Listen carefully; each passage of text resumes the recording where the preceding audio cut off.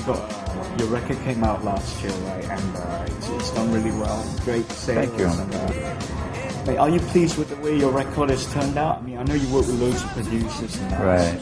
So, happy with the final product? I am happy. I mean, especially for the amount of time that we had. We had 4 months. I feel like, you know, to put something out like that in 4 months is a very, you know, I feel like it's very satisfying for it to come out and to be doing well, and the single's doing really well, and so yeah, man, it's a great feeling to kind of put something out like that and people respond to it the way that they have. Okay, because I do realize that, I mean, it was a quick job, 4 months, like Yeah. you said. Were you under any pressure to sort of change your music or the way you were to sort of capitalize on the success, or was there ever put to you to sort of No, be more commercial? I mean, I think that there were some times when I was like, you know what, I have to be, you know, radio friendly and all that kind of thing. I think you have to think about that stuff. But you know, when it came to it, I tried to just do what I love, and to write what I love, or to put on the CD what I love. Right. And you know, you work with a whole bunch of like producers on the record, like some great names, Yeah. Egg White, you know, Yeah. I know you work with Adele and that, Yeah. and, you know, like I mean, what was it like working with all these massive names? And were you a bit intimidated in the studio and that? It was funny, man, because a lot of those, I don't know a whole lot of producers before this whole thing, and they'd be like, "Oh, you're gonna work with Egg White, you know, for one," and I'd be like, "I don't know what he's doing," and so I'd have to like Wikipedia him or something like that, and I'd be like, "Oh, wait, he's done one of my favorite songs." So, you know, to work with people like that, it's a, I don't know, it makes you better, I would say, to work with somebody, all those people that have accomplished so much in their music career, and they get a lot out of you, which is cool. So you had to sort of up your game when you're working with these people. You really do. I mean, you have to, you kind of have to show them that, you know, you're capable, you're worthy of being there, you know, because I mean, they don't think that, but I feel like I had to do that. I had to, you know, show them that I was, you know, I'm this kind of person, and I promise you I'm good. So, yeah. Okay, well, I mean, you know, you've got writing credits on the record, which is really great, 9 out of 12 tracks, right? Tell me a bit about, like, coming up with these songs and that.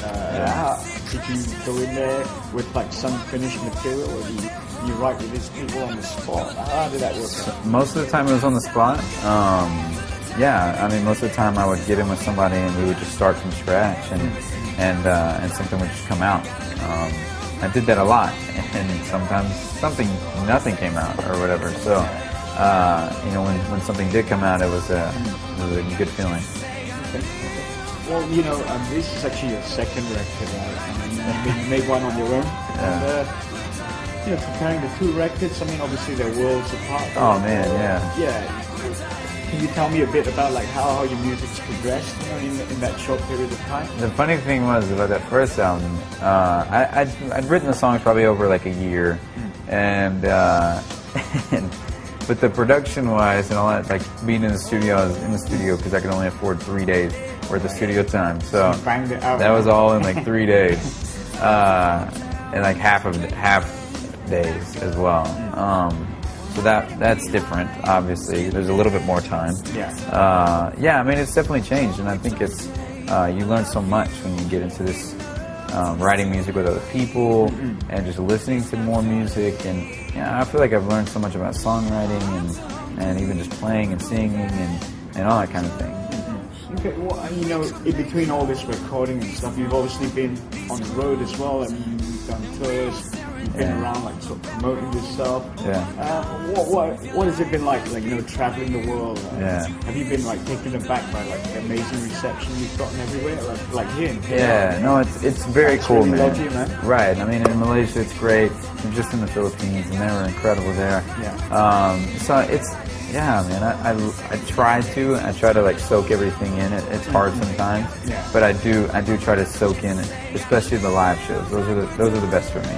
When you know, you can play songs for people and they're singing along, or they're just enjoying the music. So yeah, no, I love playing live shows. Okay. Well, obviously, you've got a band now. You tell me about like the setup with your band and that. You know, so when we see you live, it's going to be you backed up by like 4 guys. Yeah, I think it's 4.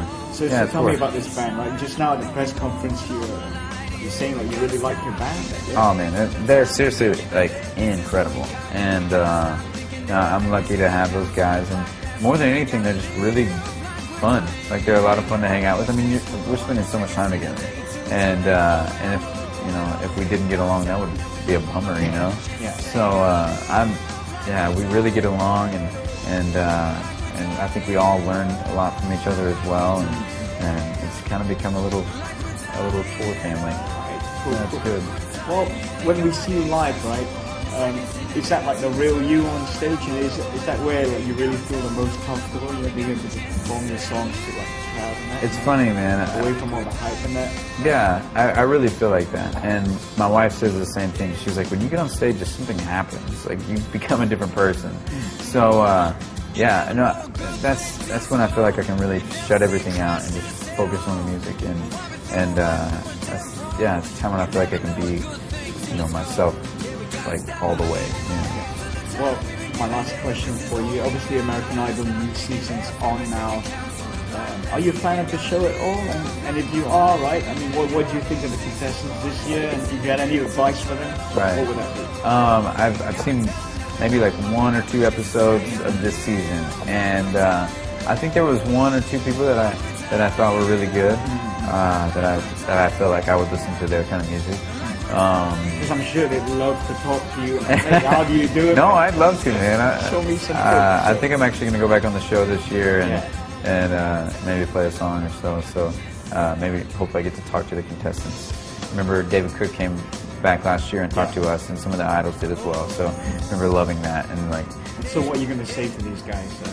I would say that the biggest thing, if I had any advice, don't be afraid to take risks, because I think people understand the risks and like, I think they appreciate it, especially if it's pulled off well. And also just be yourself. That's the biggest thing. Is just to, you have your thing, like, do it. That's all you can do. Fantastic. And my final question is, so now you're here in KL. What next for you, Kris? What's next? Yeah, I'm going to Singapore tomorrow. 210, this year. I'm gonna go on tour at some point. Still trying to figure out dates and all that stuff on that. And for me, man, I'm always working on music, so I'm gonna be doing that in the background. A little studio on the road with you. I always have my computer, but mostly everything goes into the iPhone.